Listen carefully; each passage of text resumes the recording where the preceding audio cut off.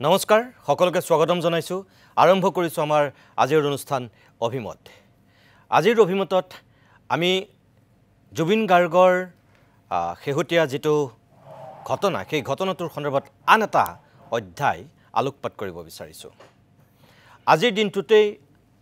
অসমলৈ আহিল ৰাহুল গান্ধী আজিৰ দিনটোতেই ভাৰতীয় জনতা পাৰ্টিৰ ফালৰ পৰা ঘোষণা কৰা হৈছে কিছু কাৰ্যসূচীৰ কথা আৰু আজিৰ দিনটোতে সিংগাপুৰ পুলিচে সদৰি কৰিছে কিছু তথ্য জুবিন গাৰ্গৰ মৃত্যু অস্বাভাৱিক নহয় বুলি এক প্ৰকাৰ ইংগিত দিয়া হৈছে অস্বাভাৱিক মৃত্যু নহয় অৰ্থাৎ যিবিলাক হত্যা কৰাৰ বুলি কোৱা হৈছিল যিবিলাক সন্দেহ কৰি থকা হৈছে ইয়াত স্বয়ং মুখ্যমন্ত্ৰীও যি হত্যাৰ ইংগিত দিছিল তাৰ উলুটা এটা ইংগিত দিছে সিংগাপুৰ পুলিচে এই গোটেই কথাখিনিক লৈ আজি অভিমতত আমি এই কাৰণেই পাতিব বিচাৰিছো যে সাউতে 19 তাৰিখ একেবাৰে ওচৰত এক মাহ খবৰ হলহি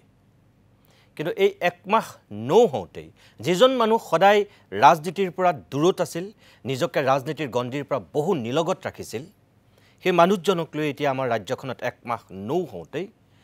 ৰাজনীতি এক পৰিবেশ ঘোষণা কৰিছে আমাৰ একাংশ ৰাজনৈতিক নেতাই ৰাজনৈতিক দলে আজি ষ্টুডিঅত অৰাজনৈতিক ব্যক্তিক অতিথি কৰি এই সন্দৰ্ভত তেখেতসকলৰ চিন্তা কেনেকুৱা বক্তব্য কেনেকুৱা হেয়া জানিব বিচাৰিছো আৰু আপোনালোককো জনাব বিচাৰিছো অসমৰ এগৰাকী অৱসৰপ্ৰাপ্ত বিষয়া আৰু বিশিষ্ট লেখক লক্ষ্মীনাথ তামুলী আছে মই লক্ষ্মীনাথ তামুলী ডাঙৰীয়া অনুষ্ঠানলৈ স্বাগতম জনাইছো বিশিষ্ট কবি সমালোচক বিপুল শৰ্মা আছে মই শৰ্মা ডাঙৰীয়াক অনুষ্ঠানলৈ স্বাগতম জনাইছো আৰু গুৱাহাটী বিশ্ববিদ্যালয়ৰ অৱসৰপ্ৰাপ্ত সহ গ্ৰন্থগাৰিক অঞ্জু ভট্টাচাৰ্য যাৰ বয়স এতিয়া 88 বছৰ খবৰ হল মই আপোনাক অনুষ্ঠানলৈ স্বাগতম জনাইছো প্ৰথমতে মই দৰ্শকসকলক কওঁ যে জুবিন গাৰ্গে পলিটিক্স নকৰিবা বন্ধু বুলি গীত লিখিছিল জুবিন গাৰ্গে সদায় কৈ আছিল যে মই ৰাজনীতি বেয়া পাওঁ মোক লৈ ৰাজনীতি নহব ময়ো ৰাজনীতিৰ গণ্ডিৰ ভিতৰত নোসোমাও সদায় এটা তেনেকুৱা স্থিতি লৈ আছিল আৰু সেই স্থিতি লৈ আমাৰ মাজৰ পৰা চিৰদিনৰ কাৰণে গুচি গৈছে কিন্তু সেই জীৱিত জুবিনজনক কোনো ৰাজনৈতিক দলে কেতিয়াও নিজৰ কব্জাত ৰাখিব নোৱাৰিলে জীৱিত জুবিনক লৈ কোনেও কেতিয়াও ৰাজনীতি কৰিব নোৱাৰিলে কিন্তু আমাৰ মাজৰ পৰা হঠাৎ গুচি যোৱা এই এতিয়া মৃত জুবিনক লৈ যেন টনা আজোৰা লাগিছে নিৰ্বাচনী বৈতৰণি পাৰ হোৱাৰ স্বাৰ্থত অসমৰ প্ৰায় প্ৰত্যেকটো ৰাজনৈতিক দলেই এতিয়া যেন জুবিন গাৰ্গক ব্যৱহাৰ কৰিবলৈ মৃত জুবিনক নিজৰ এজেণ্ডাত ভৰাবলৈ জপিয়াই পৰিছে ইয়াক কিমানখিনি উচিত অনুচিত মই প্ৰথমতে মই অঞ্জু ভট্টাচাৰ্য বাইদেউ মই আপোনাকে সুধিম আপুনি অহাৰ কাৰণে ধন্যবাদ জনাইছো এই যে আপুনি ইমান 88 বছৰ 87 বছৰ হৈ গৈছে তো আপোনাৰ গতিকে এই বয়সতো যে আপুনি আহিছে মোৰ আমন্ত্ৰণ ৰক্ষা কৰি গতিকে আপোনাক ধন্যবাদ জনাইছো এই যে জুবিন গাৰ্গক লৈ এটা যেটো অসমত পৰিবেশ পৰিস্থিতি হৈ আছে এগৰাকী আপুনি আইতা সকলোৰে বাবে আপুনি আইতা আপোনাৰ মনলৈ কি আহিছে আপুনি জুবিনৰ গান শুনিছিলে তো জুবিনক ভাল পাইছিলে তো আপুনি খুব ভাল পাইছিলে এতিয়াৰ যেটো পৰিবেশ হৈছে কি কথা ভাবিলে দুখ লাগি যায় উক লাগি যায় তাৰ কথা ভাবিলে ইমান মৰম আছিল আৰু সি যে ইমান মহান আছিলে আৰু তাৰ কথা আমি জীয়াই থকাত আমি উপলব্ধি কৰা নাছিলোঁ সি কেনেকুৱা আছিলে সি সঁচা কথা ক'ব গ'লে এতিয়া যিটো পৰিৱেশ হৈছে সকলোৱে তাৰ কাৰণে কেনেকৈ হেৰি কৰিছে সঁচা কথা ক'লে সি এজন ভগৱান ভগৱানৰ অংশ বুলি ক'লে হানি নাই কাৰণ ৰামচন্দ্ৰ তেওঁলোকৰ যেনেকৈ ভগৱানৰ অংশ আছিলে বিষ্ণুৰ অংশ আছিলে তেনেকৈ জুবিনো আমাৰ মানে ক'ত এতিয়া ভগৱান কাৰণ ভগৱান নহ'লে মানুহে ইমান আদৰ আশ্বাস বা আজি মৃত্যুৰ পিছত তেওঁৰ সমাধিত গৈ এনেকৈ হাজাৰ হাজাৰ মানুহে এনেকৈ শ্ৰদ্ধাঞ্জলি নজনায় ভূপেন হাজৰিকাকো আমি ভাল পাইছিলোঁ তেওঁ সুন্দৰ গান গাইছিলে তেওঁ ভাল মাতটো ভাল আছিলে কিন্তু তেওঁ অসমৰ কাৰণে একো কৰা নাছিলে মই কোনো পলিটিক্সৰ মানুহ নহয় পলিটিক্স মই কৰিব নাজানো কিন্তু কৈছো তুলনামূলক হিচাপে কৈছো তেওঁ জুবিনে আজি অসমীয়া মানুহৰ কাৰণে যেনেকৈ খাটিছিলে দুখীয়া গৰীবৰ কাৰণে যেনেকৈ কাম কৰিছিলে নিজৰ হাতত পইচা নাথাকিলেও ধাৰ কৰি মানুহক পইচা বিলাইছিলে তেনেকুৱাৰ তাৰ 4 ভাগৰ 1 ভাগো ভূপেন হাজৰিকা কৰা নাই তেওঁক আমি তেওঁ ঢুকাই গ'ল আমি তেওঁৰ প্ৰতি শত সহস্ৰ প্ৰণাম জনাইছোঁ তেওঁৰ আত্মাই মোক ক্ষমা কৰক কিন্তু আপুনি সমাজ সেৱাৰ দিশটোৰ কথা কৈছে তুলনাত বুজিছো ভূপেন হাজৰিকা আমাৰ কাৰণে বহুত কম বহুত তলত আমাৰ কাৰণে কাৰণ জুবিন আমাৰ অন্তৰৰ এনেকুৱা ঠাইত জুবিনে ঠাই লৈছে যে ৰাতি দিন জুবিনৰ চিন্তাই খাই মাৰিছে জুবিনৰ কথা ভাবিলে হৃদয়খন ফাটি যায় চকুৰ পানী ওলাই যায় আমি জুবিনৰ কথা কেনেকুৱা ধৰণে জুবিনক আমি জীয়াই ৰাখিব পাৰোঁ এতিয়া জুবিন গুচি গ'ল কিন্তু আমাৰ কৰ্তব্য আমি জুবিনক জীয়াই ৰাখিব লাগিব তেওঁৰ গান তেওঁৰ আদৰ্শ আমি জীয়াই ৰাখিব লাগে এতিয়া এটা কথা কৈছোঁ মই মাজতে জুবিনক লৈ এটা পলিটিকেল এটা কৰিব খুজিছে মই পলিটিক্স নাজানো মই কোনো পলিটিক্সৰ পাৰ্টিৰ মানুহো নহয় কিন্তু জুবিনক লৈ পলিটিক্স কৰিব নালাগে যিটো জুবিনে পলিটিক্সৰ বাহিৰত আছিলে যিটো জুবিনে অসমীয়া মানুহৰ অসমখন কেনেকৈ বাহিৰত নাম কৰিব পাৰিব অসমীয়া মানুহৰ কেনেকৈ উন্নতি হ'ব সি সেইটো কথা ভাবিছিলে সি কোনোবা এটা সমালোচনা কৰিলেও সি খাতিৰ কৰা নাছিলে সি এইবিলাকৰ মানুহ নহয় কিন্তু সি বহুত ওপৰৰ মানুহ এতিয়া যিসকলে তাক লৈ পলিটিক্স কৰিবলৈ ওলাইছে এতিয়া যেনে ধৰক সিদিনা বাক্সাত তেওঁলোকক লৈ গৈছে তাত কোনেও একো মানুহক জনোৱা নাই মানুহে খবৰ লৈ আছে ইহঁতক এই অসুখ এটা বুলি কৈছোঁ এইকেইটা তাক বুদ্ধি কৰি লৈ গৈ তাক মাৰিলেগৈ সেইখিনি জেগালৈ তাত যদি ইমানেই বেয়া জেগা আছিলে তাক কিয় নিব লগা হ'ল ডাক্তৰে বাৰে বাৰে কৈছিলে যে তাক জুই আৰু পানীৰ কাষলৈ নিব নালাগে তাক কিয় তালৈ নিব লগা হ'ল কিয় তাক পানীত ডুবাই দিব এৰি দিব লগা হ'ল সেইবিলাক তেওঁলোকে কৰিব লাগিছিল কিন্তু তাকে কৰিব এৰি এতিয়া বাক্সাত গৈ মানুহবিলাকক মাৰিছে মানুহ জ্বলি আছে অসমৰ মানুহ জুবিনৰ কাৰণে চব মানুহ পাগল হৈ আছে পাগলৰ নিচিনা হৈ আছে কেনেকৈ জুবিনে এটা উচিত ন্যায় পায় কিন্তু তেওঁলোকে তাতে এটা ক'লেও বেয়া পাব আমাৰ মুখ্যমন্ত্ৰী হিমন্ত বিশ্ব শৰ্মাই নানানটা কথা কৈছে আবুল তাবুল কথা কৈছে তেওঁ এজন ৰেছপন্সিবল মানুহ তেওঁ এখন ৰাজ্যৰ মুখ্যমন্ত্ৰী তেওঁ ইমান টুলুঙা কথা ক'ব নালাগে হয় না নহয় তেওঁ ইমান টুলুঙা কথা ক'ব নাই তেওঁ কিছুমান বহুত টুলুঙা কথা কৈছে সেইবিলাক কথা তেওঁ ক'ব নাই আৰু কোনেও এটা পলিটিক্স কৰি কোনেও এটা অসমৰ বেলেগ ফালে ঢাল খুৱাব খোজা নাই জুবিনে কেনেকৈ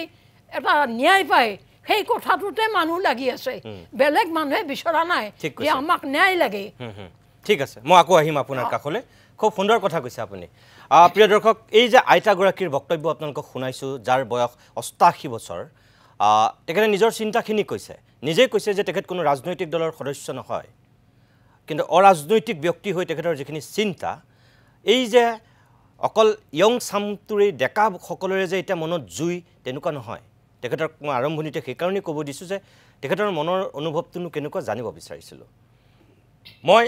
এই মুহূৰ্তত আপোনালোকক আজিৰ দিনটোত মুখ্যমন্ত্ৰী হিমন্ত বিশ্ব শৰ্মা আৰু ৰাজ্যিক বিজেপিৰ সভাপতি দিলীপ শইকীয়াই দুটা বক্তব্য সংবাদ মাধ্যমৰ আগত প্ৰদান কৰা দুটা বক্তব্য মই একেলগে দেখুৱাই লৈছোঁ তাৰপিছতে মই লক্ষ্মীনাথ তামুলী আৰু বিপুল শৰ্মাৰ কাষলৈ উভতি আহিম বিজেপিয়ে এটা কেম্পেইন লঞ্চ কৰিব 23 তাৰিখৰ পৰা ময়ো জুবিন আমিও জুবিন এই গোটেই কেম্পেইনটো পজিটিভ কেম্পেইন হ'ব প্ৰত্যেকটো বিজেপিৰ বিধায়ক থকা সমষ্টিত জুবিন গাৰ্গৰ এটা প্ৰতিমূৰ্তি নিৰ্মাণ হ'ব জুবিন গাৰ্গৰ নামত বিধায়ক থকা প্ৰত্যেকটো সমষ্টিত আৰু ভূপেন হাজৰিকাৰ নামত দুখনকৈ সংগীত বিদ্যালয় হ'ব এইটো বিজেপিৰ ইনিচিয়েটিভত হ'ব চৰকাৰে নহয় তৃতীয়তে বিজেপিৰ সকলো সদস্যই ঘৰত এজুপিকৈ নাহৰ গছ লগাব এইটো এটা ঠিক তেনেদৰে আমি এটা 10 পইণ্ট পজিটিভ যিটো আন্দোলন কয় নিগেটিভ আন্দোলন আমি সকলোতে দেখা পাওঁ বিজেপিয়ে 23 তাৰিখৰ পৰা এটা পজিটিভ আন্দোলন যাৰ হেডলাইনটোৱে হৈছে ময়ো জুবিন আমিও জুবিন এই শীৰ্ষক এটা আমি কেম্পেইন আৰম্ভ কৰিম 23, 24, 25, 26, 27, 28 ৰাজপথত বিজেপিৰ সদস্যসকল থাকিব যোনে ন্যায়ৰ প্ৰক্ৰিয়া ক্ষিপ্ৰ কৰাৰ দাবী জনাব কিন্তু সংবিধানৰ মাজেৰে গণতন্ত্ৰৰ মাজেৰে ন্যায়ালয়ৰ মাজেৰে নেক্সট ফেজ আমাৰ কেম্পেইন আৰম্ভ হ'ব ময়ো জুবিন আমিও জুবিন য'ত নেকি আমি জুবিনৰ আদৰ্শক আগত ৰাখি 10টা সমাজৰ কাৰণে প্ৰয়োজনীয় আমি কাম কৰিম জুবিন জাষ্টিছ ফৰ জুবিন গাৰ্গ আমি সকলোৱে লিখি আছোঁ বিজেপি ইয়াৰ পৰা বাহিৰত নাই বিজেপি ইয়াৰ ভিতৰত সোমাই আছে 1.4 মিলিয়ন যে জাষ্টিছ ফৰ জুবিন গাৰ্গ লিখা আছে তাত ভাৰতীয় জনতা পাৰ্টি অংশীদাৰ কিন্তু এতিয়া আমি আকৌ এটা বিজেপি কৰ্মকৰ্তাসকলে যাতে এই বিষয়টো আৰু অধিক ভিতৰত হৃদয়ত মন মগজুত সংস্থাপিত কৰি ৰাখিব পাৰে তাৰ কাৰণে ময়ো জুবিন আমিও জুবিন শীৰ্ষক এক নতুন সামাজিক মাধ্যমত এটা বিষয় আমি আগবঢ়াই লৈ যোৱাৰ চেষ্টা কৰিম গতিকে ভাৰতীয় জনতা পাৰ্টিৰ কাৰ্যকৰ্তাসকলে জাষ্টিছ ফৰ জুবিন গাৰ্গ লিখিয়ে আছে তাৰ লগত এ আছিল বিজেপিৰ সভাপতি আৰু মুখ্যমন্ত্ৰীৰ বক্তব্যৰ কিয়দাংশ মই লক্ষ্মীনাথ তাংগুলী ডাঙৰীয়া মই আপোনাৰ কাষলৈকে আহিছোঁ আজিৰ দিনটোত ৰাহুল গান্ধী আহিছে আজিৰ দিনটোত বিজেপিয়ে এই কাৰ্যসূচী লৈছে তাৰমানে কি কংগ্ৰেছ কি বিজেপি সকলোৱে জুবিনক ৰাজনীতি নকৰোঁ বুলি কৈ জুবিনক লৈ ৰাজনীতি নকৰোঁ বুলি কৈও বাৰু ৰাজনীতি কৰিব বিচাৰিছে নেকি কথাটো হাঁহি উঠা ধৰণৰ হৈছে কাৰণ মই বহুত দিনৰ আগতে লিখিছিলোঁ ৰাজনীতিত জীয়া মানুহতকৈ মৰা মানুহ বেছি বাংময় বেছি শক্তিশালী হৈ উঠে যেনেকৈ আমাৰ ৰিচেণ্ট বেছি দিনৰ ঘটনা নহয় ইন্দিৰা গান্ধীক যেতিয়া হত্যা কৰা হৈছিল ৰাজনীতি পকা হৈছিল আৰু কংগ্ৰেছে কাহানিও নোপোৱা চিট পিছৰ ইলেকশ্যনত পাইছিল গতিকে মৃত মানুহ জীয়াই থকাতকৈ বেছি বাংময় বেছি শক্তিশালী হৈ পৰে সেইটো ৰাজনীতিত হয় আনত নহয় এতিয়া হাঁহি উঠা কথা হৈছে সেইটোৱেই যে জুবিনে নিজেই কৈছিল পলিটিক্স নকৰিবা বন্ধু আৰু তেওঁ নিজেও কোনো এটা ৰাজনৈতিক দলৰ সদস্যটো নাছিলেই পৃষ্ঠপোষকো নাছিল আৰু তেওঁলোকৰ লগত থাকিব লগা ধৰণৰ সহৃদয়তাও নাছিল আছিল বুলি মই নাজানো আনকি তেওঁ সহৃদয়তা আছিল মাৰ্ক্সপন্থী ৰাজনীতিৰ প্ৰতি তাত সাম্যবাদটো আছে সকলোৰ সমান জুবিনে এটা মানুহ যি মানে থিয়ৰিটিকেল মাৰ্ক্সিষ্ট নহয় কিন্তু প্ৰেক্টিকেল মাৰ্ক্সিষ্ট তাৰমানে সকলোৰে সমান অধিকাৰ সকলো মানুহৰ সমান মৰ্যাদা নিজে সমাজবাদী বুলি কৈও কৈছে তেওঁ কৈছোঁ মই সেইটো কৈছোঁ মই সেইদৰে কৈছোঁ থিয়ৰিটিকেল নহয় তেওঁ একদম প্ৰেক্টিকেল নিজৰো তাৰমানে হায়াৰ ছেকেণ্ডেৰী পাছ কৰাৰ পিছত লগুণ ছিঙি পেলাই তাৰমানে উন্মুক্ত হৈ লৈছিল ব্ৰাহ্মণত্বক লৈ থাকিব বিচৰা নাছিল জাতিভেদ প্ৰথা বিশ্বাস নকৰিছিল কাৰো ঘৰত নাখাওঁ কাৰো ওচৰলৈ নাযাওঁ কাকো স্পৰ্শ নকৰোঁ সেইটোতো নাছিলেই আনকি তেওঁ গীতাৰো এটা নীতি ভংগ কৰিছিল যে আনক সহায় কৰাৰ এটা সীমা থকা উচিত যিটো আচলতে দ্ৰৌপদীয়েও যুধিষ্ঠিৰক গৰিহণা দিছিলে সময়ত কিন্তু জুবিনে নিজৰ হাত উদং কৰি পকেট উদং কৰি মানুহক সহায় কৰিছিল নাথাকিলে ধাৰ কৰি আনিও সহায় কৰিছিল তেনেকুৱা ধৰণৰ এজন মানুহ গতিকে সেই মানুহজনক লৈ পেলাই কোনো জাত পাত ধৰ্ম কৰ্ম লৈ পেলাই কাহানিও ক'তো এষাৰ কথা কোৱা নাই আৰু বৰংচ তেওঁ প্ৰতিবাদেই কৰিছে তৎসত্ত্বেও এতিয়া সেই মানুহজনক লৈ পেলাই মৰণোত্তৰভাৱে তেওঁক নাম লৈ ৰাজনীতি কৰি ২৬ৰ নিৰ্বাচনী বৈতৰণি পাৰ হ'বলৈ কোনোৱে চিন্তা কৰিছে যিটো গৰিহণাৰ যোগ্য আৰু এইখন মঞ্চৰ পৰাই মই অসমবাসীক অনুৰোধ জনাম যে তেওঁলোকৰ প্ৰৰচনা যিয়েই কাৰ্যসূচী লৈ লাগি তেওঁলোকে কাৰ্যকৰী তাৰমানে বাহাল ৰাখক আৰু কাৰ্যকৰী কৰক যিখিনি আঁচনি লৈছে কিন্তু য'লৈকে যাব সেই আঁচনি লৈ তাতেই তেওঁলোক প্ৰতিবাদৰ সন্মুখীন হ'ব আৰু বহুতৰ হাঁহিয়াতৰ পাত্ৰ হ'ব এসময়ত গৈ থৈ অসমৰ ইমূৰৰ সিমূৰলৈ ঘূৰাটো দূৰৰে কথা আৰম্ভণিতে সেই যাত্ৰাৰ সমাপ্তিও ঘটিব পাৰে যিটো এতিয়ালৈকে মই নিজেতো মানে অন্তৰ্দৰ্শী নহয় যে বা সঞ্জয়ৰ দৃষ্টি মোক দিয়া নাই কোনেও কিন্তু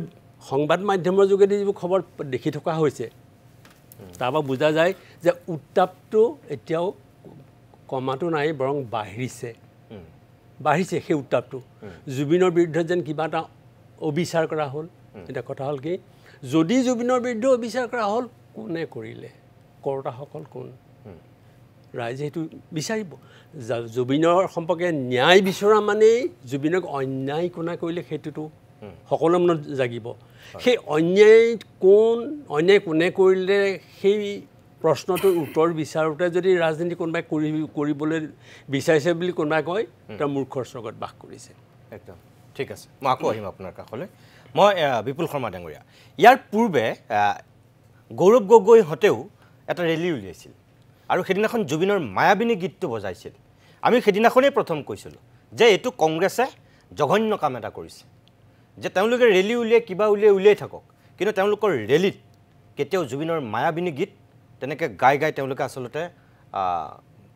ৰেলী উলিয়াব নালাগিছিল তেওঁলোকে কৈছিল যে জুবিনক সেইটো শ্ৰদ্ধা জনাবৰ কাৰণেহে মায়াবিনী গীতটো যিহেতু এতিয়া গোটেই অসমত ৰজন জনাই আছে গোটেই বিশ্বত ৰজন জনাই আছে সেইকাৰণে তেওঁলোকে ৰেলীটো বোলে গীতটো বজাইছিল কিন্তু যিয়ে নহওক তেনেকৈ ক'লেও এইটো কথা অসমৰ মানুহে ভাল পোৱা নাছিল মোৰ মতে যে এইটো সময়ত জুবিনক লৈ অন্ততঃ কোনো পলিটিক্স কৰিব নালাগে সকলোৱে সেই কথাটো কৈ আছিল আনকি তেতিয়া বিজেপিয়ে তীব্ৰ সমালোচনা কৰিছিল যে কংগ্ৰেছে ৰাজনীতি আৰম্ভ কৰিছে বুলি জুবিনক লৈ আৰু তেনেকৈ ৰেলী উলিওৱাটোৱে জুবিনৰ গীত বজোৱাটোৱে সকলোৱে বিজেপিৰ ফালৰ পৰা ভৰ্ৎসনা কৰা হৈছিল আৰু কংগ্ৰেছ সেইখিনি ভৰ্ৎসনাৰ যোগ্য আছিল কিন্তু এতিয়া এই যে ময়ো জুবিন আমিও জুবিন বুলি শ্লোগান এটা দিয়াৰ কথা কৈছে মই বিজেপিয়ে যিখিনি কাৰ্যসূচী ল'ব বিচাৰিছে সেইটো তেওঁলোকৰ দলীয় কাৰ্যসূচী ল'ব পাৰে তাত ক'বলগীয়া একো নাই কিন্তু ৰাজনীতিৰ গণ্ডিৰ বাহিৰত যিজন মানুহ গোটেই মৃত্যুৰ আগমুহূৰ্তলৈকে থাকিলে কেতিয়াও তেওঁ কা আন্দোলন কৰিও তেওঁ যেতিয়া ৰাজনৈতিক দল গঠন কৰিব বিচাৰিছিল তেওঁ তেতিয়াও কৈ দিছিল মই কিন্তু এইবিলাকত নাই ৰাজনৈতিক দল গঠনত মই নাই আৰু সঁচাকৈ তেওঁ অংশগ্ৰহণ নকৰিলোঁ সেইমতে যেনেকৈ কৈছিল তেনেকৈ তেওঁ সেই কামটো দেখুৱাই দিছে তেওঁ চিন্তাটো প্ৰমাণ কৰি দেখুৱাইছে এতিয়া মোক এটা কথা কওকচোন যে বিভিন্ন ৰাজনৈতিক দলে বিভিন্ন শ্লোগান দিব পাৰে আপুনি কবি সমালোচক মানুহ ময়ো জুবিন আমিও জুবিন বুলি যেটো দিয়া হৈছে এটা শ্লোগান চাবলৈ গ'লে কিন্তু ময়ো জুবিন বুলি কোৱাটো ইমান সহজ নেকি আমি জুবিন গাৰ্গ হ'ব পাৰিম নেকি প্ৰত্যেকজনে আৰম্ভণিৰ মানে গোটেই আলোচনাটোৰ যিটো মূল বিষয় যিটো আছিল যে জুবিন গাৰ্গৰ মৃত্যুক লৈ পেলাই মানে ৰাজনীতি কৰিব বিচৰা হৈছে এই ধৰণৰ কথা এটাই এতিয়া সকলোৰে মনত সকলো ৰাজনৈতিক দলৰ মানে ক্ৰিয়া কৰাৰ কাৰণে এনে ধৰণৰ অদ্ভুত নাচুত কথাবোৰ আহিছে এটা মানে যে ময়ো জুবিন আমিও জুবিন তো ভাবিছে যে মানে এই কথাটোৰে একেবাৰে মানে সাধাৰণ মানুহক প্ৰলুব্ধ কৰিব পৰা যায় নেকি আকৰ্ষিত কৰিব পৰা যায় নেকি যিটো মানে কোনো পদ্ধতি তাৰমানে সম্ভৱ নহয় আৰু কোনোবাই ময়ো জুবিন বুলি মানে যেতিয়া মানে দাবী কৰিব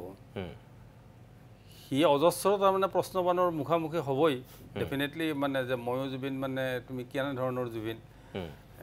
এটা বিজেপিৰ মানে শ্লোগানটো দিয়াৰ মানে যে আমি দিম সিদিনাৰ পৰা কোৱাৰ লগে লগে এইটো আৰম্ভ হৈছে সামাজিক মাধ্যমত বিভিন্নজনে কৈছে যে ময়ো জুবিন মানে কি জুবিন কেনে ধৰণৰ জুবিন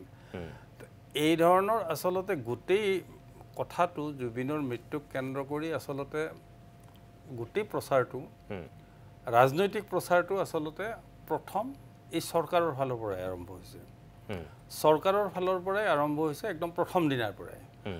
প্ৰথম কথা হ'লকে যে অসমৰ তাৰ মানে গৃহ বিভাগ সম্পূৰ্ণ ব্যৰ্থ আছিল যে কিমান মানুহ জুবিনৰ মৃত্যুত হ'ব পাৰে সেই বিষয়ক কোনো ধৰণৰ ধাৰণা এটা নাছিল কাৰণে কিন্তু যি পৰিস্থিতি অভূতপূৰ্ব পৰিস্থিতিৰ সৃষ্টি হ'ল ইমান লাখ লাখ মানুহক কিন্তু চম্ভালিলে দুগৰাকীমান মানে একদম দায়িত্বশীল আৰু একেবাৰে মানে সহৃদয় মানে পুলিচ বিষয়াই যে তেওঁলোকে মানে বিশেষকৈ কৈ দিব পাৰি যে মানে ডিজিপিও নিজে এটা ইনিচিয়েটিভ এটা লৈছিল তাৰপিছত আমাৰ পাৰ্থ সাৰথী মহন্তই এটা ইনিচিয়েটিভ এটা লৈছিল যিটোত তেওঁলোক সফল হৈছিল সেই একে কামটো কিন্তু বাক্সাত কৰিব নোৱাৰিলে কাৰণ তাৰমানে সেই ইনভলভমেণ্টটো সেই এটাচমেণ্টৰ অভাৱ আছিল অভাৱ থকাৰ কাৰণে কিন্তু বাক্সাত তাৰমানে তাতকৈ বহুত কম মানুহ হোৱা স্বত্তেও তেওঁলোকে নিয়ন্ত্ৰণ কৰিব নোৱাৰিলে বা সেই মানুহখিনিৰ লগত এটাচ হ'ব নোৱাৰিলে দ্বিতীয় কথাটো হ'ল কি যে ৰাজনৈতিক পাৰ্টিৰ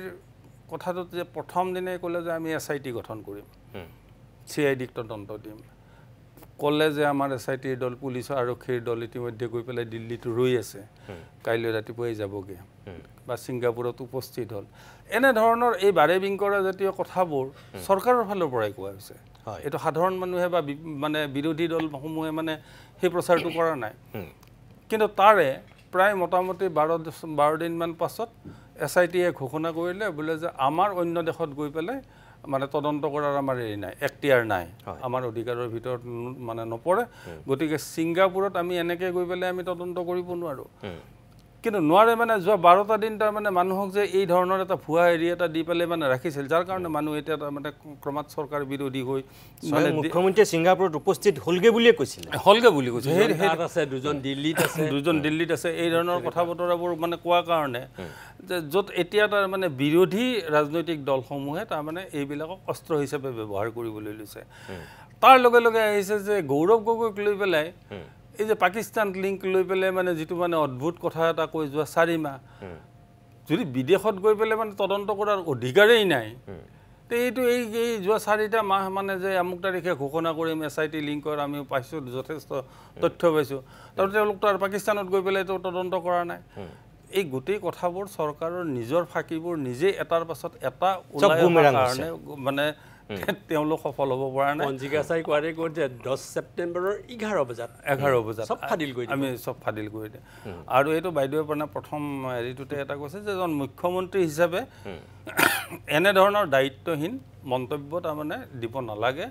আৰু যিটো তাৰমানে ৰাজ্যখনৰ কাৰণে কাম্য নহয় আৰু এই কথাটোৱে যোৱা 4টা বছৰত তাৰমানে মুখ্যমন্ত্ৰী যে আগবেলা কিবা এটা কয় পিছবেলা কিবা এটা কয় তাৰপিছত আৰু কৈছে যে মই হিমন্ত বিশ্ব শৰ্মা হিচাপে এটা বেলেগ মানুহ মুখ্যমন্ত্ৰী হিচাপে মই এজন বেলেগ মানুহ গতিকে মানে কথাটো কওঁতেই প্ৰথম কনফাৰ্মটো হ'ব লাগে যে মুখ্যমন্ত্ৰীয়ে কৈছে নে হিমন্ত বিশ্ব শৰ্মাই কৈছে না সেইটো তেওঁ কৈ ল'ব লাগিব সেইটো কৈ ল'ব ল'লে অসমৰ মানুহে গম পাব যে মই এতিয়া হিমন্ত বিশ্ব শৰ্মাই কৈছোঁ দেই বা মই এতিয়া মুখ্যমন্ত্ৰীয়ে কৈছোঁ নহ'লে মানুহে কেনেকৈ গম পাব কোনজনে কৈছে কিন্তু মানুহজন একেখন মুখে একেখন এৰিয়ে কথাবোৰ কৈ আছে গতিকে মানুহবিলাকে যে এইবিলাক মন নকৰে ঠিক তেনেধৰণৰ মানে কথাও নহয় দুমুখীয়াই নহয় বহুমুখী গতিকে এই ধৰণৰ যে মানে তেওঁ নিজৰ ইমেজটো ঠিক তাৰমানে এই পৰ্যায়লৈ লৈ আহিছে এইটো বোধহয় সাধাৰণ মানুহবিলাকে তাৰমানে সহ্য কৰিব পৰা নাই আৰু পৰা নাই কাৰণে ই এক ধৰণৰ তাৰমানে চৰকাৰখনৰ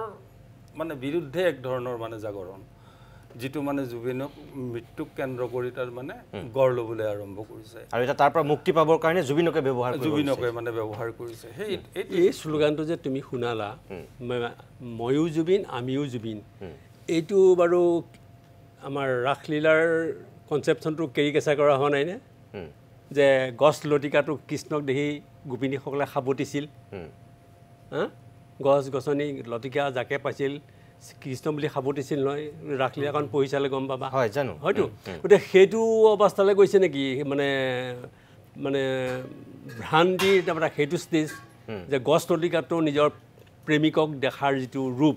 সেইটোৰ অৱস্থা আমাৰ বিজেপি চৰকাৰ হৈছেগৈ নেকি যে সৰ্বত্ৰ জুবিন ময়ো জুবিন আমিও জুবিন বা মানে জুবিন নহ'লে নিস্তাৰ নাই এতিয়া ছাৰ গোটেইটো যদি আৰু মানে এই কথাটো কেন্দ্ৰ কৰি পেলাই যদি চাই যে এওঁলোকৰ কনচেপ্টত এটা কথা বাৰে বাৰে কৈছে যে যিবিলাক সমষ্টিত আমাৰ বিজেপি বিধায়ক আছে হয় তাৰমানে যিটো সমষ্টি আমাৰ নিয়ন্ত্ৰণত আছে আমি তাতেহে তাৰমানে কৰিম ই সমগ্ৰ অসমৰ কাৰণে এজন জুবিন হৈ অহা নাই বা যিজন জুবিনে তাৰমানে সমগ্ৰ অসমৰ কাৰণে যি কথাটো ভাবিছিল যি কাম কৰিছিল সমষ্টিৰ পৰিধি নাছিল যাৰ সমষ্টিৰ পৰিধি নাই সেই জুবিনজনক আনিব বিচৰা নাই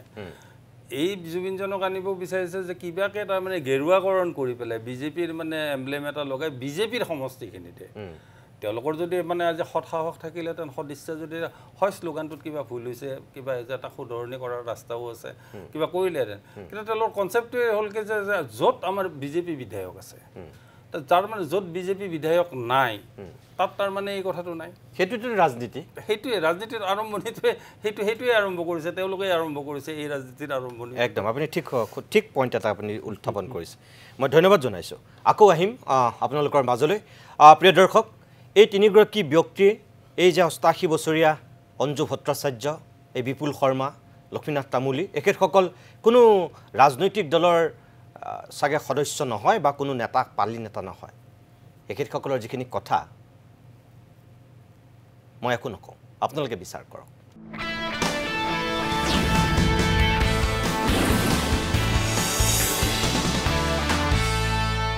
মই আকৌ অঞ্জু ভট্টাচাৰ্য মই আপোনাৰ কাষলৈ আহিছোঁ এই যে এখেতসকলে কৈছে আপুনি কৈছে যে ৰাজনীতি হ'ব নালাগে জুবিনে ন্যায় পাব লাগে অসমৰ মানুহে ন্যায় বিচাৰিছে আজিলৈকে জাষ্টিছ ফৰ জুবিনে সকলোৱে লিখি আছে গৰিমা গাৰ্গেও সেইটোৱে লিখি আছে কিন্তু তাকে নকৰি আমাৰ একাংশ ৰাজনীতিকে এখেতসকলে এতিয়া মুখ্যমন্ত্ৰীকে দোষাৰোপ কৰিছে লক্ষ্মীনাথ তামুলী ধৰক বিপুল শৰ্মাই আমি মুখ্যমন্ত্ৰীকে দোষাৰিম এতিয়া কথা হৈছে কি জুবিনৰ আদৰ্শ জুবিনৰ পলিটিক্সৰ পৰা বাহিৰত থকা এইবিলাক কথাহে ল'ব লাগে এই পলিটিক্সলৈ এতিয়া অখিল গগৈ তাৰপিছত আমাৰ মুখ্যমন্ত্ৰী হিমন্ত বিশ্ব শৰ্মাইতো কৈছে যে জুবিনক লৈ কোনোবাই মানুহে সুবিধা কৰিব খুজিছে অসমত অশান্তি কৰিব খুজিছে আৰু তেওঁ এইটো কৈছে যে তেওঁ আনে ৰাজনীতি কৰিব বিচাৰিছে বুলি কৈছে বেলেগে ৰাজনীতি কৰিব বিচাৰিছে বুলিও কৈছে তেওঁ বেলেগে ৰাজনীতি কৰিব বিচৰা মানে লগতে যে তেওঁ এইটো ৰাজনীতি কৰা নাই এইটো কথা আমি বিশ্বাস কৰিব খোজা নাই কাৰণ তেওঁ কথাৰ মাজতে এইটো লৈ গৈছে যে অন্য পলিটিক্স কৰিছে ইয়াত জুবিনৰ মৃত্যুত সকলোৱে ন্যায় বিচাৰিছে ন্যায় বাদে বাহিৰত মানুহে একো বিচৰা নাই ন্যায় লাগে আৰু বিজেপিয়ে কৈছে জুবিনৰ ক্ষেত্ৰত যে তেওঁলোকক ধন্যবাদ দিব লাগে তেওঁলোকে এতিয়া ধন্যবাদৰ পাত্ৰ হোৱা নাই যেতিয়ালৈকে জুবিনে কোৰ্টত ন্যায় নাপায় তেতিয়ালৈকে কোনেও ধন্যবাদৰ পাত্ৰ হ'ব নোৱাৰে আৰু এতিয়া যিটো চিট কৰিছে বা CID তাতে দিছে তাতে জুবিনৰ যিবিলাক সাক্ষী লৈছে ছিংগাপুৰৰ মানুহৰ আৰু ইয়াতে সকলো যাৰ পৰা লৈছে তেওঁলোকে সেইখিনি ভালকৈ পৰীক্ষা কৰি এখন ভাল শক্তিশালী আৰু এই একুজসকলে শাস্তি পোৱাকৈ তেওঁলোকে এখন শুদ্ধ ষ্ট্ৰং এখন তেওঁলোকে ছাবমিট কৰিব লাগে আৰু যদি কোৰ্টৰ বহুত লুফল আছে কিবা লুফলৰ সুবিধা লৈ তেওঁলোক ওলাই যাব কিন্তু সেইটো কোনো অসমীয়া মানুহে আশা কৰা নাই আমি বিচাৰিছোঁ জুবিনে যাই ন্যায় পাওক আৰু এই ন্যায় পাবলৈ হ'লে চিটে যিটো তেওঁলোকে এক্সামিন কৰিছে CIDয়ে যিটো সকলোৰে সাক্ষ্য লৈছে এই সকলোখিনি গোটাই পেলাই তেওঁলোকে পুলিচে তেওঁলোকে কোৰ্টত তেওঁলোকে এনেকুৱা পানী নসৰকা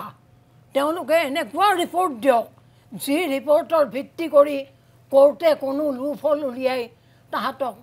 শাস্তি নিদিয়াকৈ থাকিব নোৱাৰে শাস্তি তাহাঁতি পাবই লাগিব কাৰণ শ্যাম খানুৱে কৈছে জুবিনক বোলে ন্যায় নাই জুবিনে বোলে ফুৰিবলৈহে গৈছিল আৰে তুমিতো লৈ গ'লা তুমিতো পইচা আৰ্জিবৰ কাৰণে জুবিন গাৰ্গক লৈ গ'লা তোমাৰ কৰ্তব্য আছিল জুবিনক 16 অনা চোৱা চিতা কৰা আৰু সিদ্ধাৰ্থ হ'ল পইচা লুটিবলৈ জুবিন গাৰ্গৰ লগত আছিলে সিদ্ধাৰ্থই ডাক্তৰে নেমকেয়াৰৰ ডাক্তৰে যেতিয়া জুবিনৰ বিষয়ে কয় তেতিয়া সিদ্ধাৰ্থ আছিলে ঘৈণীয়েক গৰিমা শইকীয়া আছিলে আৰু কোনোবা আছে জুবিনটো আছিলে তেতিয়া কৈছিলে যে আমি তেওঁক 3 বছৰৰ কাৰণে এটা দৰৱ দিছোঁ এদিনো ক্ষতি নকৰাকৈ সেই দৰৱ খাব আৰু জুবিনক জুই আৰু পানীৰ পৰা আঁতৰত ৰাখিব বাথৰুমৰ দৰ্জা বন্ধ নকৰাকৈ জুবিনে গা ধুব আৰু কেতিয়াও অকলে থাকিবলৈ নিদিব কিন্তু শেষত কি হ'ল জুবিনক দেখোন পানীলৈ লৈ গ'ল কিয় পানীলৈ নিব লগা হ'ল তেতিয়াতো সিদ্ধাৰ্থ আছিলে সঞ্জীৱন গাৰ্গো আছিলে সঞ্জীৱন গাৰ্গ এজন DSP তেওঁলোকৰ বহুত ট্ৰেইনিং যেতিয়া জুবিনে তাতে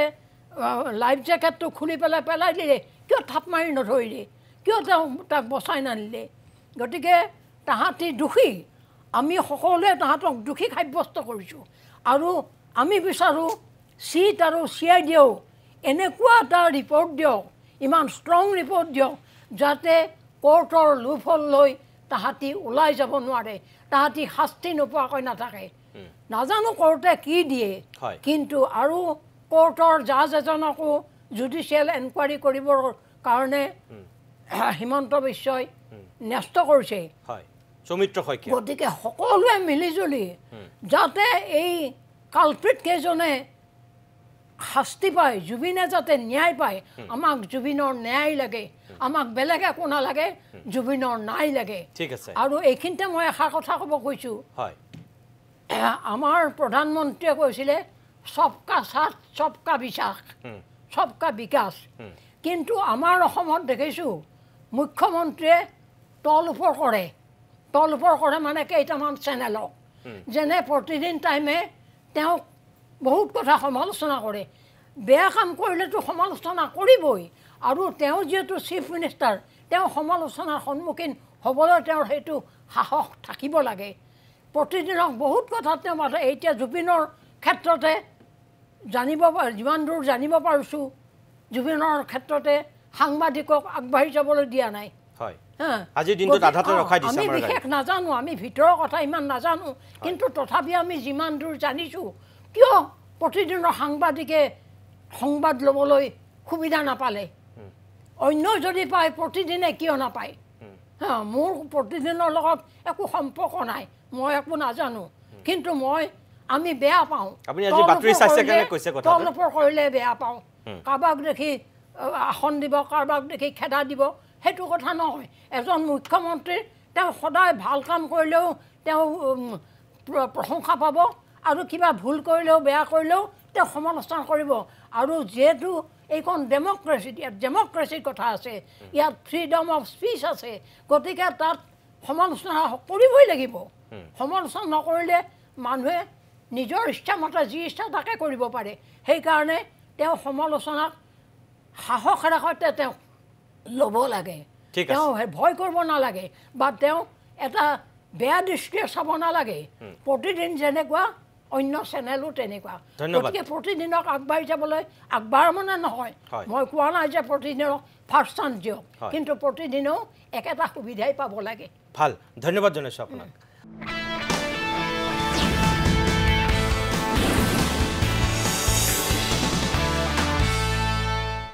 প্ৰিয় দৰ্শকসকল এইখিনি মুহূৰ্তত এটা কথা কওঁ আপোনালোকক যে কিছু সময়ৰ পূৰ্বে অঞ্জু ভট্টাচাৰ্য বাইদেৱে যিকেইটা কথা কৈছে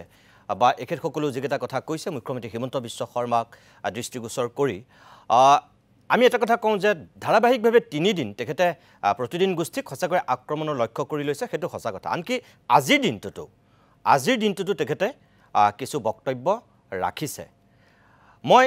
তেখেতৰ লগত আমি মুখ চুপুতি মাৰি থাকিব বিচৰা নাই আৰু মূল ইছ্যুটোৰ পৰা আমি আঁতৰিব বিচৰা নাই তেখেতক আমি এইটোৱে ক'ব বিচাৰোঁ যে আমি জুবিনৰ ন্যায়ৰ কাৰণে যিখিনি কৰিব লাগে আমি সেইখিনি কৰি আছোঁ তাতকৈ আমাৰ বেলেগ উদ্দেশ্য লক্ষ্য একো নাই আপুনি যিমানেই যি নকওক আমি আমাৰ নিজৰ স্থিতিত অটল থাকিম কিন্তু যেহেতু ধাৰাবাহিকভাৱে আপুনি গোকাত মিছা কথা কৈ আছে কালিৰ দিনটোতো কৈছে আজিৰ দিনটোতো কৈছে মই দৰ্শকসকলক এই মুহূৰ্তত তেখেতৰ বক্তব্যটো যিসকলে দেখা নাছিল অকণমান দেখুৱাব বিচাৰিছোঁ এই কাৰণেই যে কি পৰ্যায়ত মানুহে মিছা কথা ক'ব পাৰে বা মানুহৰ অভিসন্ধি কেনেকুৱা ধৰণৰ হ'ব পাৰে তাৰ উমান দিবৰ কাৰণে মই অকণমান বক্তব্যটো দেখুৱাই লৈছোঁ তাৰপিছত মই আপোনালোকক আমাৰ যিখিনি ক'বলগীয়া দেখুৱাবলগীয়া সেইখিনি দেখুৱাম আমি যোৱা এটা মাহত ৰাজ্যখনত যিটো দেখিছোঁ পোষ্টমৰ্টেম ৰিপৰ্ট ভুৱা হৈ যায় মাটিত কয়েদি সোমাই আছে মানুহে কয় এয়াৰ কণ্ডিশ্যনত ৰাখিছোঁ এটা টিভি চেনেলে কয় 10 বছৰ আগত আমি গম পাইছিলোঁ নেকি অমুক বেয়া মানুহ আমি তেতিয়াহে পঞ্চপাণ্ডৱ কৰিছিলোঁ আৰে মই 10 বছৰ আগত মই গম পাইছিলোঁ নেকি গতিকে ইজনৰ ফটো সিজনৰ ফটো ত'ত লগাই তেওঁলোকে কেম্পেইন কৰিলে তেওঁলোকৰ ফটোটো ওলোৱাৰ লগে লগে তেওঁলোকে কৈ দিলে যে আমি 10 বছৰ আগত কেনেকৈ গম পাম যদি আপোনালোকে গম নাপায় আমি কেনেকৈ গম পাম তাৰ মানে অসমখন যোৱা 1 মাহত আমি কমপ্লিট নেতিবাচক এটা মাইণ্ডছেট লৈছোঁ কোনোবাই মাত্ৰ ক'বহে লাগে যে জেলত এয়াৰ কণ্ডিশ্যন এইটো জেলত এয়াৰ কণ্ডিশ্যন হ'ব পাৰে নেকি কিন্তু মানুহে বিশ্বাস কৰি লয় কাৰণ মানুহৰ মাইণ্ডটো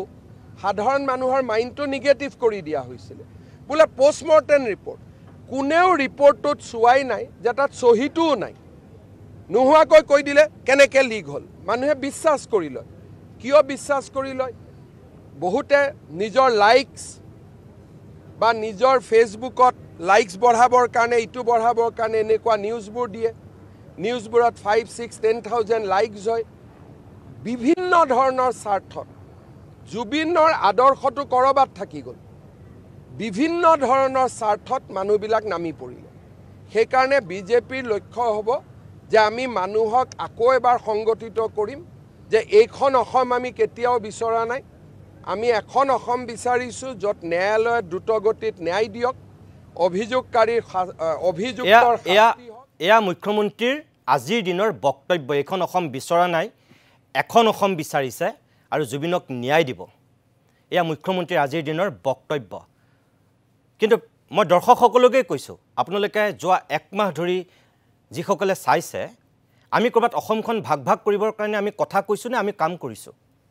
হিন্দু মুছলমানৰ যিটো বিষবাষ্প জুবিনে বিচাৰিছিলে নেকি জাত পাত উচ্চ নিচ এইবিলাক বিচাৰিছিলে নেকি কোনে এইবিলাক ৰাজনীতি কৰিছে এই কথাখিনি কোৱাটোৱে আমাৰ দুখ নেকি জুবিন গাৰ্গৰ নীতি আদৰ্শক সঠিক ৰূপত কোনে লৈ যাব বিচাৰিছে কোনে জুবিনৰ আদৰ্শক চুৰমাৰ কৰিব বিচাৰিছে আৰু তেখেতে যিখিনি কথা কৈ আছে পোষ্টমৰ্টেম ৰিপৰ্টৰ পৰা আৰম্ভ কৰি বাক্সাৰ কাণ্ডলৈকে এটা টেলিভিছনৰ ভূতেই তেখেতক খেদি ফুৰিছে মই আকৌ আপোনালোকক কওঁ আপোনালোক যিসকল দৰ্শক মুখ্যমন্ত্ৰীৰ কথা বাদ দিয়ক আপোনালোকে আমাৰ তাত কোনোবাই সেই ভুৱা পোষ্টমৰ্টেম ৰিপৰ্ট আমি প্ৰকাশ কৰা আপোনালোকে দেখিছিলে নেকি আমি পাব্লিছ কৰিছিলোঁ নেকি আমাৰ চেনেলত বেলেগ চেনেলত কোনোবাই কৰিব পাৰে কিন্তু প্ৰতিদিন টাইমে নাই কৰা তেখেতে এইবোৰ মিছা কথাবোৰ কৈ আছে আমি কেতিয়া কৰিছোঁ যেতিয়া আৰক্ষীৰ ফালৰ পৰা বিশেষকৈ SITৰ ফালৰ পৰা যেতিয়া মুন্না প্ৰসাদ গুপ্তাই কৈছে যে এখন ভুৱা পোষ্টমৰ্টেম ৰিপৰ্ট বিয়পিছে সেই নিউজটো আমি কৰিছোঁ যে ভুৱা পোষ্টমৰ্টেম ৰিপৰ্ট এখন ওলাইছে বুলি সঁচা কথাটো কিয় নকলে এখন আগশাৰীৰ ইংৰাজীৰ দৈনিক কাকতত পোষ্টমৰ্টেম ৰিপৰ্টৰ তথ্যত নিউজ হৈছে কিয় হেখনৰ বিৰুদ্ধে কিয় ব্যৱস্থা লোৱা নাই হেখনৰ কথা কিয় কোৱা নাই ক'বলৈ গণ্ডগোলটো ক'ত আৰু তেখেতে যিখিনি কথা কৈ আছে আজিও পঞ্চপাণ্ডৱৰ দোহাই দি যিখিনি কথা কৈ আছে মই সেইবিলাক মুখ চুপতি মাৰিবলৈ নাযাওঁ মই পুনৰ কৈছোঁ তাৰ ফটো লগাই কোনো একো আমি সেইবোৰ কৰিবলৈ যোৱা নাই আপুনি কি কৈছে অসমৰ ৰাইজে চাই আছে বুজি পাইছে আৰু এইবিলাকত আমি কৈ নাথাকোঁ কিন্তু তাৰ বাহিৰেও যিখিনি কথা জুবিন গাৰ্গৰ সন্দৰ্ভত বাৰে বাৰে আপুনি খুচৰি ফুৰিছে আজি শেষবাৰৰ কাৰণে মই আমাৰ দৰ্শকসকলকহে দুটা বস্তু দেখুৱাব বিচাৰিছোঁ মুখ্যমন্ত্ৰীয়ে কৈ আছে যে জুবিন গাৰ্গক আমি সদায় আমাৰ পেপাৰৰ হওক আমি হওক আজি হঠাৎ আমি জুবিন প্ৰেমী হৈছোঁ তেখেতৰ মুখেৰে কি কৈছিল চাওকচোন এইটোতো আপোনালোকে তাত ইনপুট নাই সাংবাদিক কেজনে মাতি লৈ আহিলে মানুহ কেইজনক ইনপুটটো পুৰা মই আগতে কৈছোঁ জুবিনৰ মৃত্যুৰ আগত এইসকল কেতিয়াও জুবিনৰ অনুৰাগী নাছিলে মই এতিয়া নাম নোকোৱাকৈ ক'ম এটা বাতৰি গোষ্ঠীত জুবিনে গৈ আক্ৰমণ কৰিছিলে অতিষ্ঠ হৈ জুবিনৰ বিপক্ষে লিখি থকাৰ কাৰণে আপোনালোকৰ মনত আছে নাই নাজানো এটা বাতৰি কাকত গোষ্ঠীয়ে 3 দিন মোৰ বিষয়ে যেনেকৈ লিখে একজেক্ট সেই শব্দবোৰ ব্যৱহাৰ কৰি 3 দিন জুবিন গাৰ্গৰ কথা লিখিছিলে শেষত জুবিনে অতিষ্ঠ হৈ বাতৰি কাকত গোষ্ঠীটোক আক্ৰমণ কৰেগৈ আক্ৰমণ মানে তাৰ যিটো মেজাজ আছিল গেট টেট ভাঙি সোমাই গ'ল তেতিয়া পেপাৰখনে পিছদিনাখন লিখিলে যে জুবিন গাৰ্গৰ সাংস্কৃতিক অনুষ্ঠান বৰ্জন কৰিব লাগে সেই অনুষ্ঠানটোৰে ডিব্ৰুগড়ত এটা তেওঁলোকৰ কিবা এটা জয়ন্তী আছিলে জুবিন গ'ল ডিব্ৰুগড়লৈকে তাক গান গাব গ'লে ষ্টেজতে ক'লে ইহঁতৰ কাৰণে মই গান নাগাওঁ এইটো আজি 6 মাহৰ কথা ষ্টেজতে ক'লে যে মই গান নাগাওঁ এই মিছা কথা কোৱা লিকাই থকা জিভাখনৰ এই ভদ্ৰলোকক এতিয়া আমি ক'ব বিচাৰোঁ আৰু অসমৰ দৰ্শককো আমি ক'ব বিচাৰোঁ যে সকলো মানুহকে এদিন দুদিনৰ কাৰণে মিছা কথা ক'ব পাৰে মূৰ্খ সজাব পাৰে কিন্তু সদায় নোৱাৰে আৰু মুখ্যমন্ত্ৰী মহোদয় আপোনাক আকৌ কৈছোঁ যে যোৱা 1 মাহত আপোনাৰ এই জিভাখনেদি কিমান মিছা কথা ওলাইছে এবাৰ আপুনি ঠাণ্ডা মগজুৰে ভাবি চাব আৰু তাৰপিছত গম পাব এই যে আপুনি এইমাত্ৰ যিকেইটা কথা কৈছে আপোনাক এতিয়া মই দেখুৱাওঁ চাওক এই 4 বছৰত আপুনি মুখ্যমন্ত্ৰী হোৱাৰ পিছত এই প্ৰতিদিন গোষ্ঠীৰেই এচিভাৰ্ছ এৱাৰ্ডত আপুনি পাহৰিলে আপোনাৰ সেইখিনি স্মৃতি শক্তি বিলুপ্ত হৈছেনে নে আপুনি মানুহক গোকাত মিছা কথা কৈ আমাৰ গোষ্ঠীটোক বদনামী কৰিবৰ কাৰণে বাৰে বাৰে এইসোপা কথা কৈ আছিল আমি নাজানো চাওক আপোনাৰ যদি অকণমানো লাজ আছে তেনেহ'লে আজিৰ পৰা মুখখন বন্ধ কৰক প্ৰতিদিন টাইমৰ এই কথাসোপা কৈ নোকোৱাকৈ থাকক যদি আপোনাৰ ন্যূনতম লাজ আছে চাওক আপুনি জুবিন গাৰ্গক বঁটা দিছিল এচিভাৰ্ছ এৱাৰ্ড আমি যেতিয়া অনুষ্ঠিত কৰিছিলোঁ এইজন জুবিন গাৰ্গ এতিয়া চাওক চাউনা মেইন অৰুণাচলৰ উপ মুখ্যমন্ত্ৰী ওম বিৰলা লোকসভাৰ অধ্যক্ষ আৰু এজন ভদ্ৰলোক আপুনি এই যে জুবিন গাৰ্গক বঁটাটো দিছে আমি যে এচিভাৰ্ছ এৱাৰ্ড দিছোঁ এয়া কোন আছিলে এই এচিভাৰ্ছ এৱাৰ্ড বঁটাটো কোনে দিছিলে এই মানপত্ৰখন কোনে দিছে এই ওম বিৰলাৰ উপস্থিতিত এইটো আপোনাৰ ভূত নে আপুনি নিজে হিমন্ত বিশ্বৰ এইটো ভূত নেকি মই অসমৰ দৰ্শকসকলক দেখুৱাইছোঁ তেওঁ মুখ্যমন্ত্ৰী হোৱাৰ পিছত জুবিন গাৰ্গক ইয়াৰ আগতো আমি এবাৰ বঁটা দিছোঁ এয়া তেখেতে দিয়া বঁটা আৰু তাৰপিছত তেখেতে কয় এইবিলাক আচলতে এটা কথা ভুমুৰা আৰু গোবৰুৱা দেখিবলৈ একেই কিন্তু ভুমুৰাৰ কাম আৰু গোবৰুৱাৰ কাম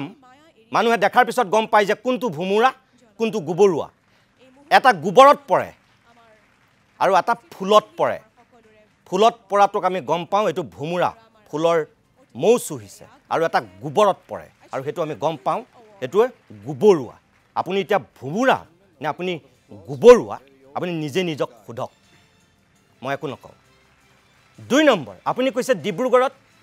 সদায় মিছা কথাই 3 দিন ধাৰাবাহিকভাৱে মিছা কথা কৈ আছে ডিব্ৰুগড়ত তেওঁ গান নাগাওঁ বুলি ক'লে এটাও গান নাগালে মই দৰ্শকসকলক এতিয়া দেখুৱাইছোঁ ডিব্ৰুগড়ৰ এই যোৱা আমাৰ যিটো এচিভাৰ্ছ এৱাৰ্ড জুবিন গাৰ্গৰ অনুষ্ঠানটোক মই অকণমান আপোনালোকক দেখুৱাওঁ গান গাইছিলে নে নাই আপুনি এবাৰ চাওক 2টা চকু যদি ঠিকে আছে কাণ দুখন যদি ঠিকে আছে এবাৰ চাওক যেতু কাহুৱানা মোৰ প্ৰেমৰে থাপনাত তুলসী হুৱানা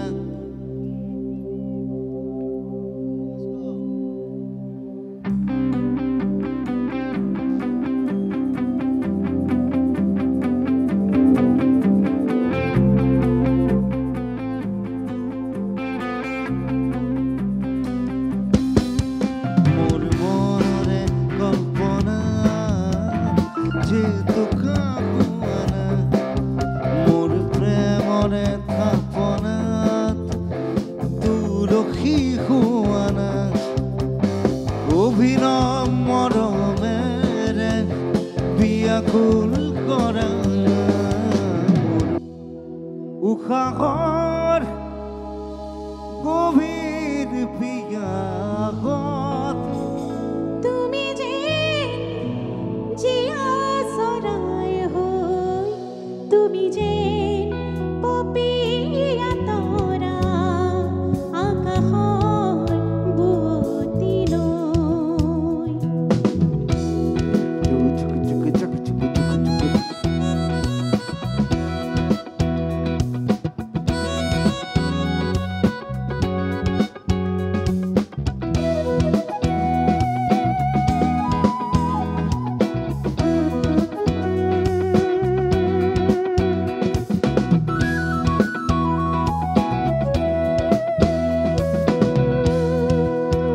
মায়াবিনী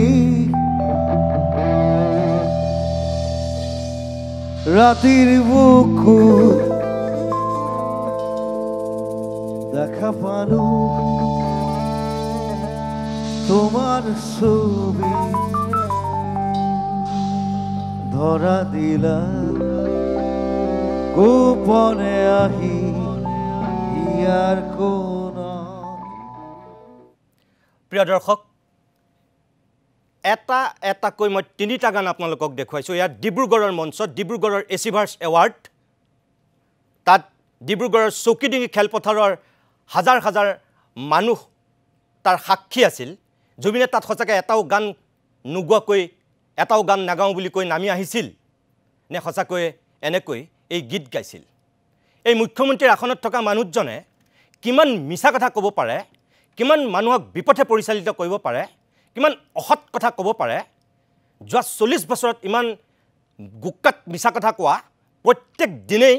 অসত্যৰ আশ্ৰয় লোৱা এনেকুৱা মুখ্যমন্ত্ৰী অসমৰ মানুহে দেখিছে নেকি মানুহক মূৰ্খ সজাবলৈ আহে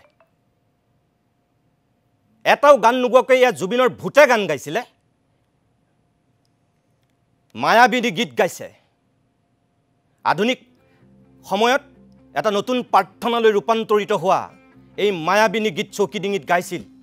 হাজাৰ হাজাৰ মানুহে দেখিছিল তাৰ পাছত এই ভদ্ৰলোকে কৈ আছে এটাও গীত নোগোৱাকৈ বোলে আমাৰ তাৰ পৰা নামি আহিছে আজিৰ পৰা বহু বছৰ আগৰ কাকতত হোৱা এটা ঘটনাক তেওঁ খুচৰি ফুৰিছে কিন্তু আমি যে তেখেতক এচিভাৰ্ছ এৱাৰ্ড এবাৰ সাংস্কৃতিক বঁটা দিছোঁ এবাৰ যে এচিভাৰ্ছ এৱাৰ্ড আমি সন্মান দিছোঁ তেখেতে নিজেই যে বঁটাটো তুলি দিছিল এই ভদ্ৰলোকে পাহৰিলে এয়া আমাৰ মুখ্যমন্ত্ৰী হোৱা ব্যক্তি এয়া মুখ্যমন্ত্ৰীৰ মুখেদি ওলোৱা কথা প্ৰিয় দৰ্শক মই দুখিত যে বাৰে বাৰে আপোনালোকক এই কথাবোৰ ক'ব লগা হৈছে কোনো জনুবোধে কৈ থকা কথা নহয় মুখ্যমন্ত্ৰীয়ে কোৱাৰ কাৰণে এই প্ৰমাণ আপোনালোকক মই দেখুৱাবলগীয়া হৈছে মই দুখিত আকৌ কৈছোঁ এইখন মুখ চুপুতি মাৰি থাকিব মই বিচৰা নাই মই আপোনালোকৰ ওচৰত সকলো দৰ্শকৰ ওচৰত মই কৰজোৰে ক্ষমা বিচাৰিছোঁ কিন্তু যেহেতু ভুল কথা এসোপা কৈ আছে দৈনিক আক্ৰমণৰ লক্ষ্য কৰিছে আজিৰ দিনটোতো আমাৰ সাংবাদিকে বাতৰি কৰিবলৈ যোৱা গাড়ী আমাৰ আঠ বাটতে ৰখাই দিছে পুলিচে সকলো গাড়ীক যাবলৈ দিছে সকলো সংবাদ মাধ্যমৰ গাড়ী আজি হাফলং পাবগৈ পাৰিছে কিন্তু আমাৰ গাড়ী লংকাত ৰখাই দিছে পুলিচ যোৱা কেইদিনত আমি যিখিনি কাম কৰিছোঁ গুকাত মিছা কথাবিলাক আমি উদঙাই দিছোঁ আৰু সেইটো কাৰণে আজি আমি শত্ৰু হৈছোঁ মই দৰ্শকসকলক কওঁ যে প্ৰতিদিন গোষ্ঠী জন্ম লগ্নৰ পৰাই অসমৰ জনসাধাৰণৰ লগত আছিল আছে আৰু ভৱিষ্যতলৈকে থাকিব কোনো অগপ কোনো কংগ্ৰেছ কোনো বিজেপি এই সোপা ৰাজনৈতিক দলে আমাক কেতিয়াও প্ৰভাৱিত কৰিব নোৱাৰে যাৰ কোনো নীতি নাই তাৰ কোনো স্থিতিও নাই আজি কোনোবা আছু কাইলৈ কোনোবা কংগ্ৰেছ পৰহিলৈ কোনোবা বিজেপি তাৰ পিছদিনা কোনোবা AYDF কিবা কিবি হ'ব পাৰে নীতি আৰু স্থিতি বুলিবলৈ একো নাই কিন্তু প্ৰতিদিন গোষ্ঠীৰ এটা নিজস্ব নীতি আছে আৰু নীতি থকাৰ কাৰণে এটা স্থিতি আছে আৰু সেই নীতিটো হৈছে সদায় ৰাইজৰ পক্ষত অসমৰ জনতাৰ স্বাৰ্থত কোনো ব্যক্তি উদ্ধত নহয় আৰু সেই নীতি আৰু স্থিতিত প্ৰতিদিন গোষ্ঠী আছিল আছে আৰু সদায় থাকিব ৰাইজৰ লগত কোনো চৰকাৰৰ লগত নহয় কোনো নেতাৰ লগত নহয় ক'বলগীয়াখিনি আজিয়ে ক'লোঁ আৰু আমি মুখ চুপুতি মাৰি নাথাকোঁ পুনৰ ক্ষমা বিচাৰিছোঁ আমাৰ সম্ভ্ৰান্ত দৰ্শকসকলৰ ওচৰত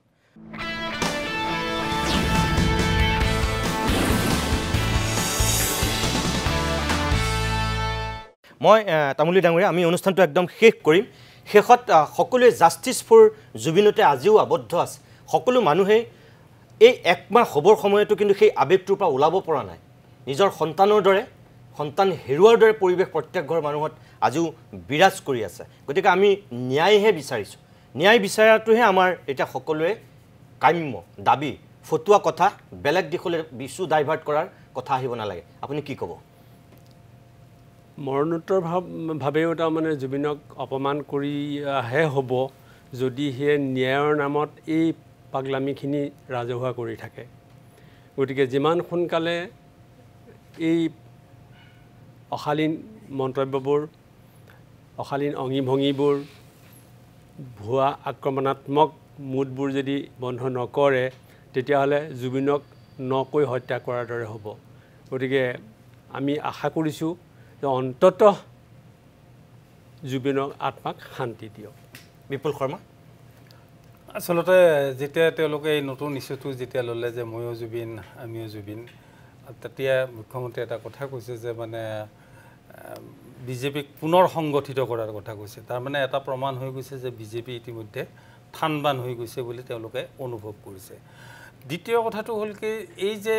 যিকোনো এজন সাংবাদিকে প্ৰশ্নটো কৰিলে তেওঁৰ জাতি ধৰ্ম ভাষা বৰ্ণ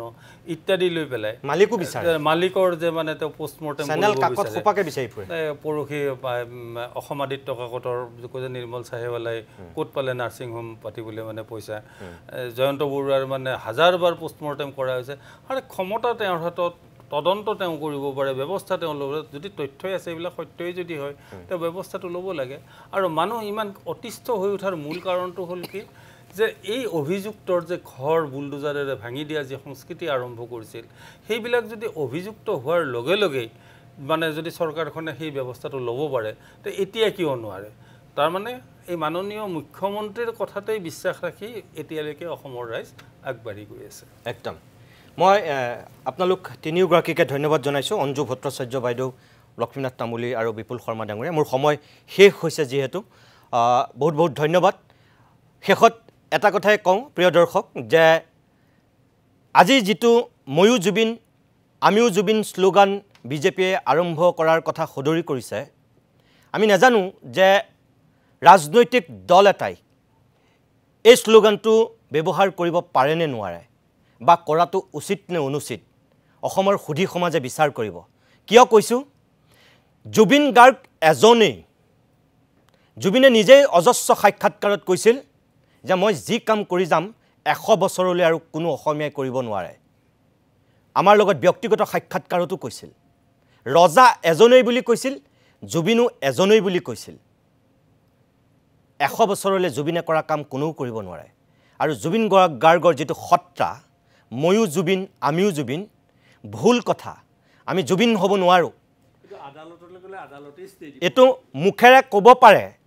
ৰাজনৈতিক বৈতৰণি পাৰ হ'বৰ কাৰণে কোনোবাই ময়ো জুবিন বুলি আমিও জুবিন বুলি ক'ব পাৰে কিন্তু আপুনি মই আমি জুবিন হ'ব নোৱাৰো জুবিন হ'বলৈ আমাক 1000 বছৰ লাগিব একোজন ব্যক্তি আমি জুবিন হ'বৰ কাৰণে জুবিনৰ প্ৰতিভা জুবিনৰ সত্তা আমি বুজি পাবৰ কাৰণে আমাক 100 বছৰ জন্ম হ'ব লাগিব গতিকে এনেই ৰাজনৈতিক বৈতৰণি পাৰ হোৱাৰ স্বাৰ্থত কংগ্ৰেছেই হওক বিজেপিয়েই হওক অগপয় হওক অজাপয় হওক ৰাইজৰ দলেই হওক বা আন ৰাজনৈতিক দলেই হওক আপোনালোকে জুবিন গাৰ্গক ব্যৱহাৰ নকৰিব ব্যৱহাৰ কৰাটো অনুচিত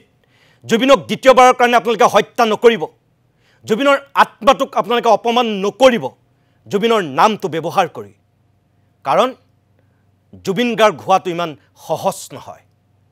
জুবিন গাৰ্গ হোৱাটো আপোনাৰ মোৰ কাৰণে ইমান কেপাচিটিৰ ভিতৰৰ বস্তু নহয় শ্লোগান বেলেগ কথা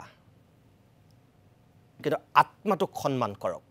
জুবিনৰ সত্তাটোক সন্মান কৰক প্ৰত্যেকেই ৰাজনীতি বাদ দিয়ক আজিৰ অনুষ্ঠান ইমানতে সামৰিছোঁ নমস্কাৰ